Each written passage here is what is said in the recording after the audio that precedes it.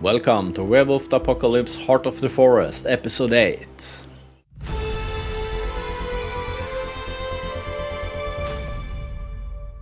Welcome, I'm King Priam by night. We're playing Maya, our protagonist, and she's learning more and more about her legacy.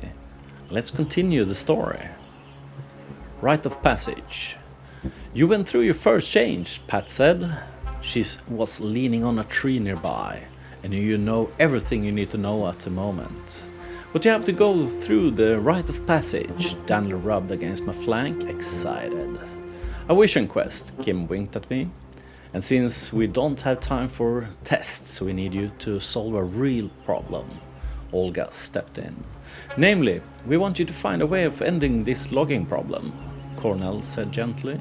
So, how would you like to do it? They all looked at me in anticipation. I took my time, enjoying the moment. My body was buzzing with energy, ready to shift shape on the slightest sign of danger. My mind was clear. I knew what to do. And I knew exactly what I wanted to do. We had to destroy the logger's image. We need to destroy the logger's image, I decided, to paint them as bad people. Olga had another idea. I still think we should burn those fuckers to the ground, grumbled Olga. Cornell had another idea. Something is rotten in Bilovetsa, Cornell commented, and I think we should find and neutralize local forces that support the logging. I continued with my plan. We can do a live stream from here, a documentary, show people why the forest is so precious, show them what's happening here, I continued. I know how to make things go viral. When we're finished, the loggers will be the wildest of the wild in the public's opinion. Daniel beamed, spoken like a true galliard. You were born under a gibbous moon, weren't you, Maya? It's my auspice too. How did he know? I looked at him surprised. How did he know? Mom always told me that when she gave birth to me, the gibbous moon was shining through the window, giving her comfort. I nodded. You're right, I nodded. How did you know? Garou born on the gibbous moon are storytellers and lore keepers, said Kim. Just like you and Daniel and me. It's a path of glory and wisdom, added Lisa. Your place in Werewolf Society will be deemed by your renown. You earn glory through defeating mighty enemies and succeeding at dangerous quests. You can earn honor by following your moral imperative and upholding the laws of the Garou. You can earn wisdom by acting efficiently and thinking well before you act. Your renown will change as you play, contributing to Maya's legend among the Garou. No pressure at all. I felt overwhelmed. Olga must have sensed my confusion. Come on, we have a lot to discuss, she patted my shoulder. And we have to find your phone and wallet. So I followed her. I nodded and followed her. I had to tie up loose ends in my old life. Back to the beginning. I'm sitting on a bus. The sun streaming through the windows is making it hard to see. The narrow roads cut through a dense old forest. My mind wanders. I remember doing something important, walking among the trees, looking for something, losing something I loved, gaining something unwanted. But then I'm fully awake and the memory scatters away. We're almost there, said Anya. I did some searching. She looked at me from over her phone. This place is amazing, the last primordial forest in Europe.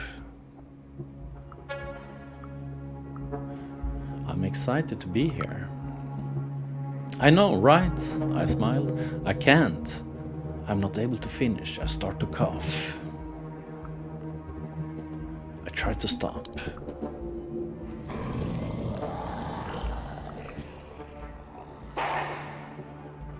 My throat is sore, my lungs hurt.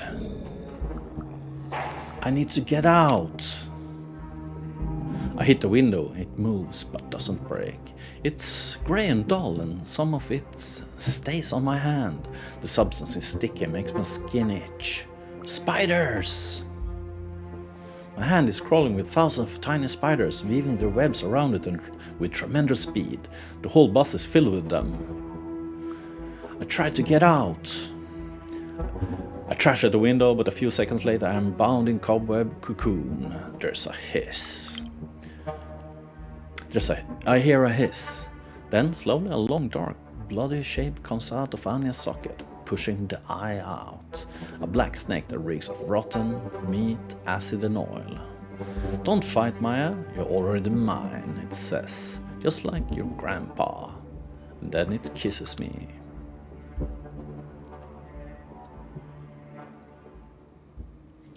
Chapter 5. The Plan. Loose ends.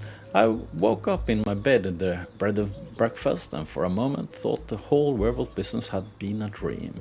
Then I heard a muffled giggling, looked up and saw Anya and Bartek look at me from the other bed. You caught us, but I thought you'd stay with your German friends a bit longer, said Bartek, embarrassed. We knew we were all right, Anya chimed in. And what was with you sneaking in through the window in the middle of the night, naked? She raised her eyebrow. I did some crazy thing back home, but I've never partied that hard. Yeah, I got startled by a stray dog on my way back, panicked, shapeshifted and ruined my clothes again. There was so much to talk about. I didn't know where to start. I was worried about them. Are you alright? I asked. I was worried about you. Yeah, said Anya, scratching her head. After we were separated in the forest, I got lost and Bartek found me, and we ended up here. Hadn't they seen us? Didn't you see anything? I hesitated. Unusual? We had to go the long way around to avoid the hunters, but apart from that, it was just the forest at night, she said. A bit scary, but nothing unusual.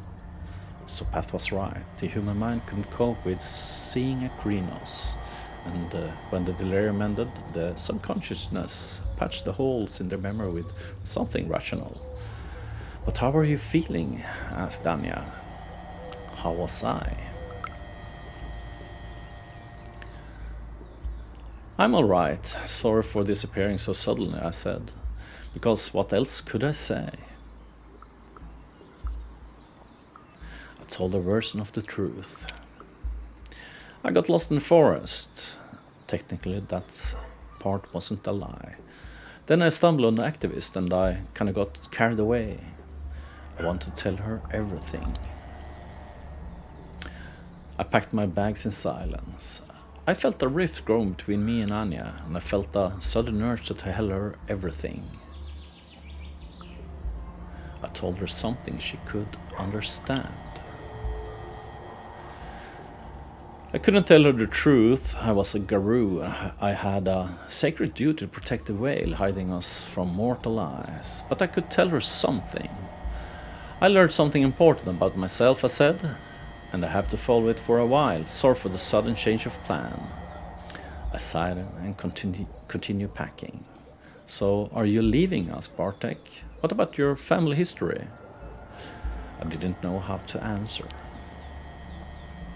I shrugged. Whatever the answer was, it was now Maya, the werewolf problem. Maya, the student was dead. Let us know when you figure it out, said Bartek. We'll be waiting. Anya hugged me. I mumbled something, took my bag, and left. Everything according to plan. I dropped my bag in the camp and ran through the plan one more time. They expected me to act like a galliard, but we'd also discussed other plans, but both more physical.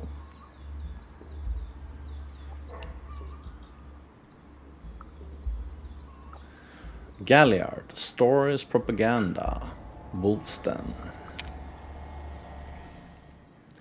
Inspiration needed. We needed something to boost morale and bring us some good PR, and my idea of live streaming a day in the Pusha was met with enthusiasm. I planned the whole thing with Daniel. Daniel decided that a walk to the old wolf den would be our best option. It was a scenic trail. Daniel was great at telling the story, and being in the place connected to his Patreon would certainly help him be more convincing. We needed some extras on the set. We needed authentic human emotions, so we asked some of the activists to join us on the trail. Anya and Bartek also decided to come. Finally, we were ready. Planning it all took a few days, but finally we were ready. We gathered the crew and set off well before the sunrise. Live streaming. It was early morning. The forest was a mosaic of light and shadow, all haze and rustling, but the path Daniel shows was clear and sharp like a ray of sunlight. We started the live stream.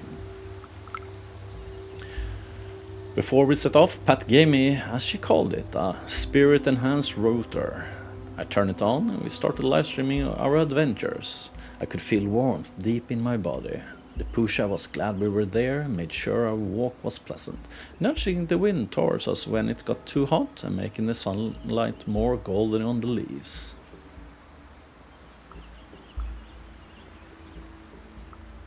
Something was wrong though.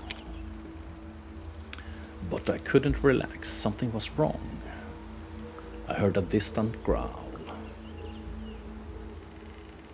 No human would register it, but I heard it as clear as I heard Daniel. A low, angry growl. Wolves, I realized.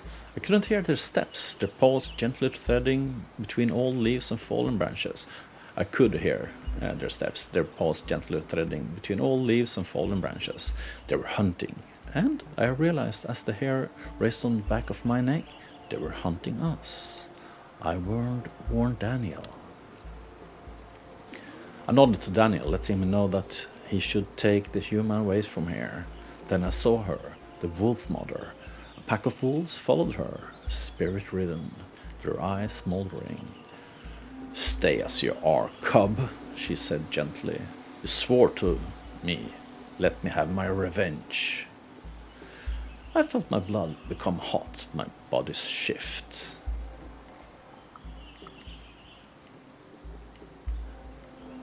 I changed. Glabro. I was Glabro, the near human form. My muscles spasmed and rearranged themselves. My jaw cracked and my mouth filled with blood. I clenched my fist and claws drove into my palms. Panting and whimpering, I changed. I was more than human. Wolfish, strong, scary. I had to act fast. I had to stop the wolves. I turned towards the oncoming animals. Their smell hit me like a hammer. Intruders. The smell of intruders. My instinct went into overdrive, and then I lost it. I was Krenos, the war form. Pain hits me like a wrecking ball. Every bone in my body breaks and moves and resets. I roar in agony. Panting and growling, I rise and rise and rise. I'm an 8-foot-tall killing machine. The world becomes small and suddenly I see these tiny foolish creatures. I hunt. I quietly run towards them, leaving the humans behind. I smell the 5 little whelps, not fast enough to run from me. I attack. They don't hear me coming. I grab one of them and throw it away. I hear the cracks of its bones. The air smells of blood and I love it. I growl.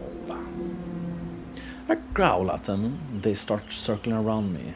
It takes a lot not to kill them here and now. They howl and growl. It doesn't matter. I hit. I slap one of them, and it whimpers until it's silent. And how irritating they are. I kill. I stomp one of them. The sound is wet and crunchy, and it is satisfying. And I'm done. I stand there, panting, and slowly regain my senses. I was humid to human form. My body resets itself to the familiar shape. Bones broke and fuse again, muscle and sinews move under my skin. I cried and trashed. Then I was human again, with keen eyes, nimble fingers, and a silver tongue. A wolf in sheep's clothing. It was a bloodbath, and in the middle of it all was me, covered in blood, fragments of bone, grey brain tissue, and wet fur. I saved the humans. My friends were safe, but they couldn't see me like that. I hid in the bushes. For a few seconds, no one realized what they were seeing.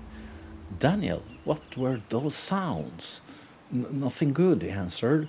It wasn't his normal stuttering, his voice was quivering.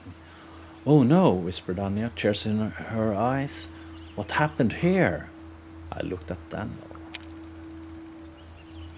For a minute, Daniel just stood there, trying to say something, but he choked on his words.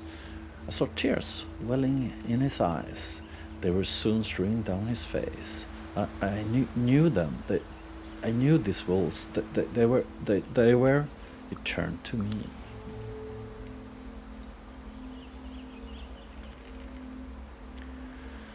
For a moment, I was sure he'd turned to me, his eyes fixed on me, hiding in the bushes. But I realized he wanted to make sure he was on camera. These wolves were family, and for a moment he couldn't speak, but he took a deep breath and continued. They were like a family to me, and people killed them for fun. Nothing kills wolves but people. Look at this and remember. He was still crying, but his stuttering was gone, as it always did when he was telling a story. But his eyes... But he was looking straight at me the entire time. There were tears in his eyes. Yes, they were also cold hate.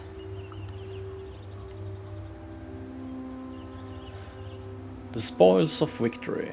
The stream was a success. The internet was on fire, and Pusha Bilovetsa suddenly became a trending topic. But the wolves I'd killed were still dead.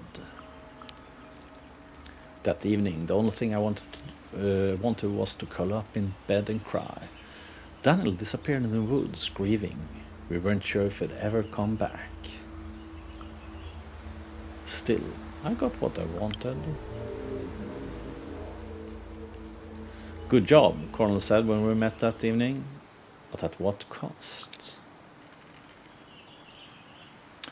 I think that's a good place to end tonight's stream. Thank you for watching. If you liked what you saw, trigger like below and follow for more content like this, and I see you next time.